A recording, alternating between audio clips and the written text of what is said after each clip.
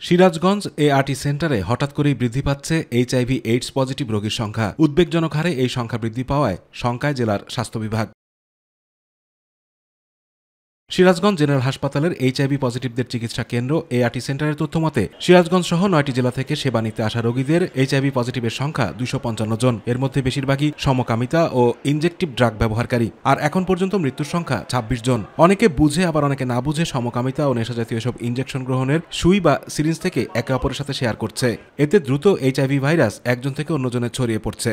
একদিন, 2 দিন, 3 দিন এরকম ভাবে দিয়ে যায়। দিতে ওই মনে করেন যে একটা বড় ধরে একটি এসে পরে আমি তাকে লাগে না, আমি একাই যা কিনি একাই দিই।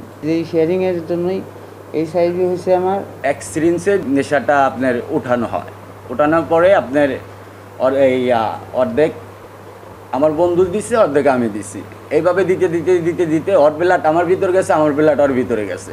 চাইতে চাইতে চাইতে চাইতে এই যে এই রোগটা আক্রান্ত হয়ে গেছে আর কি। সরকার আমাদের ওষুধ বিনামূল্যে খাওয়াইতেছে, নিয়মিত ওষুধ খাওয়াইতেছে। এখন আলহামদুলিল্লাহ এখন শরীরটা খুব সুস্থ আছে। সমাজের অসচেতন মানুষগুলো সমকামিতা আর ইনজেকটিভ ড্রাগ শেয়ারিং ব্যবহার করছে, ফলে এর মধ্যেই বেশি HIV পজিটিভ পাওয়া যাচ্ছে।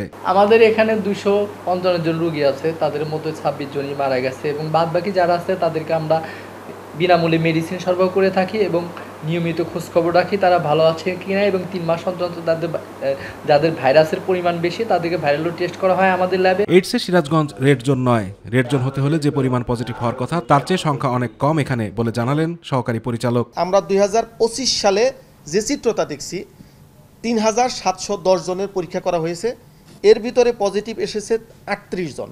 এর ভিতরে মাত্র 22 জন হচ্ছে সিরাজগঞ্জ জেলার, এবং এই আমরা যদি পার্সেন্টেজ করি সেই পরিমাণ আসবে 0.5-এরও কম।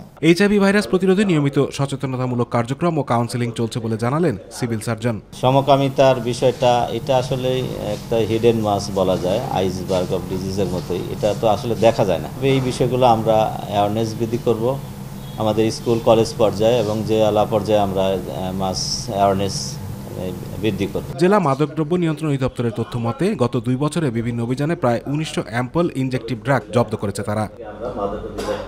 আতিকুর রহমান তিতাস, মাই টিভি।